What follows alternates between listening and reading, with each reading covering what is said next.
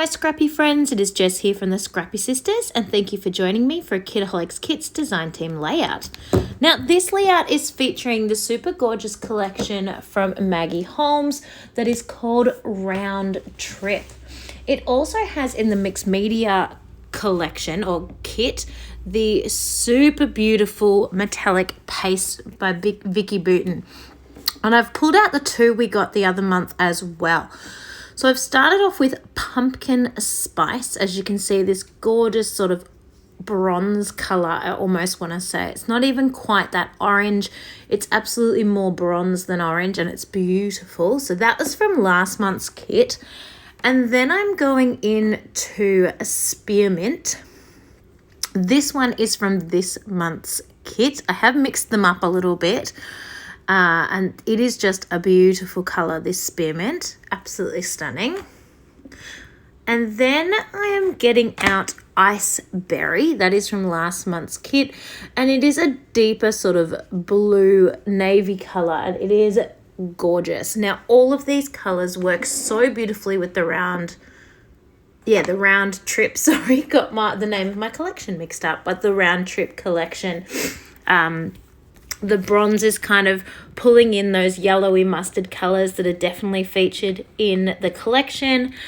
That beautiful spearmint is a perfect match to the colour of the thickers that we had this month. And that Iceberry is definitely that sort of navy blue colour that's featured throughout the kit, which is also in our thickers. And this last gorgeous pink colour, which is called Bubblegum, is also highly featured in the kit as well. So just beautiful, beautiful colours. And because they are that metallic as well, they've got that absolutely gorgeous shine to them. I'm just using my own Novu kind of spatula brush. Just spatula. It's a silicone spatula to put them on with. Now I've let that well and truly dry, and I'm coming back with the exact same colours, and I'm going in on top with the beautiful butterfly stencil that came in our mixed media kit as well this month. And again, that's a Vicky Bouton stencil in those gorgeous pack of 3 stencils that she creates. I absolutely adore those stencils. They are divine. And you can see I'm just going across kind of in the middle section with that matching colour on top, so it's sort of tone on tone here. And what I'm hoping, I haven't tested this out, but I'm hoping that when this dries, that colour will be a little bit more intense, and it'll also be, obviously that'll have a raised edge to it and a little bit of texture, and I'm hoping that those gorgeous butterflies will just kind of subtly blend into the background of the page. Just layering those up. In between, I'm just wiping my spatula on a tissue. You could absolutely use a wet one. Tissues were handier, and I was being lazy, so I didn't go and grab a wet one. I just used a tissue. I didn't leave this dry. I probably would have normally, but also lazy. I was wanting to be quick. I did go and wash my stencil after these 2 colours, and then I'm going to come on in, and absolutely you could wipe it down with a wet one as well, but I just washed it under the tap. And then I'm going to come in with my last 2 colours, but my light green is not dry yet. My spearmint is not dry yet, so I am trying to be careful not to smush it and smudge it. I would have loved to wait for it to dry, but time poor. I just wanted to be creating. I didn't hit it with the heat gun either because I was trying to avoid warping the page as much as possible.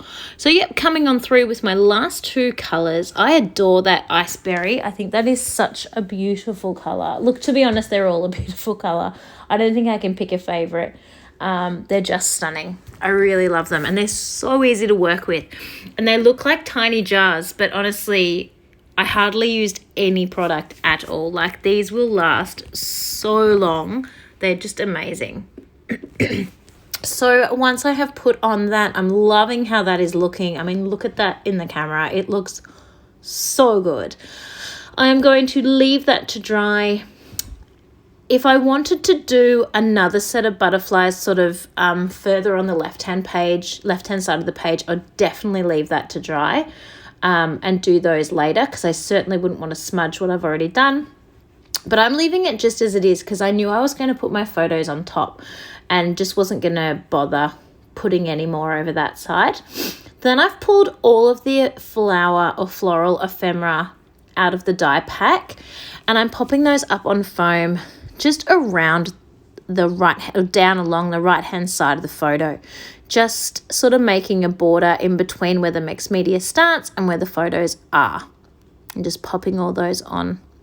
It is covering up quite a bit of that beautiful mixed media, but I really love the way this looks all together, so it was still worth it. Popping all that. I actually put this one here because I thought it was my last floral piece, and I didn't love having the two yellow flowers right next to each other, but then I found one more, which is pink, so I am going to swap those over, put the yellow one closer up the top and pop the pink one in there, which is better. There we go. And then my title, I am using that die cut word together that you can see over on the right hand side, but that, to me, that wasn't really popping enough on the page, just having a single word together. I really needed a bit more to go with it. So I pulled out the thickers you can see beside me on the left. I've got my arm on top of them at the moment. They are a Rosie Studio little puffy sticker, and I am very much up to the time of playing Scrabble. I still have heaps of letters left, but they're all the tricky ones like J, K, and M and that kind of thing. Basically no vowels. Can I buy a vowel, please? So definitely trying to think of, it was more about coming up with small words that I could put into a sentence as opposed to one big word, especially because I needed it to make sense with the word together. I really wanted to keep that word together, and so I could come up with some really great long words, but they made zero sense next to the word together. So I've just gone with photos of us together, which I think is super cute. I think that totally works. Putting on my last two little butterflies, and then I go and dig around my stash and pull out a bunch of Pink Fresh Studio enamel dots. Now, I don't know about you guys, but I find that Pink Fresh Studio really delivers on their enamel dots. They've got a really gorgeous variety of colors as well in each pack, as well as a variety of sizes. So I just pulled out the top two that were easy to find, which is from the Keeping It Real collection and the Let's Stay Home collection. And I just dug around for the ones that really matched those metallic colors the best. That's what I was going for, the closest match to the metallic colors. I'm just adding those on. Sorry, that was me moving my thickers away. Just adding those on sort of around my clusters and around my florals, just to try and just add a little bit of pop of more color to the layout. But I'm still feeling like it's missing something. I pop on my gold Heidi Swap Color Shine. No, it's not. It's my gold Jen Hatfield. I pop that on and let that dry, but still spend this whole time pondering something is just not quite right with the layout. Something's still lacking just a little bit, and I can't figure out what it is. So I actually come back later after it's all dried, and I'm going to go ahead and matte my entire layout in a black matte. I'm hoping this doesn't ruin the softness. I'm hoping this just perks it up just the way I want it to. Now, quite often when I matte a project, I just take sort of a large section off the side and a large section off the bottom of my paper. But in that particular case, because of the way I'd done the mixed media, I still wanted the mixed media to feel sort of centered around the page. So I took a teeny bit off each side. You can see I gutted my black paper so I can use that again on another project. Stay tuned, it will come out again soon. And then I'm going to matte this on here, and I think already that is helping. It's popping the thickers and the title off the page a little bit more. Katie is also wearing black, so that sort of ties in together. And it's also helping that mixed media pop off the page a little bit as well. I am going to pop on a little bit of black splatters, so all that black looks intentional. And then there's also that concept of being in threes. You could technically say fours if you look at the photo, but if you just look at what I have added, I've got my splatters, I've got my thickers, and I've got my border.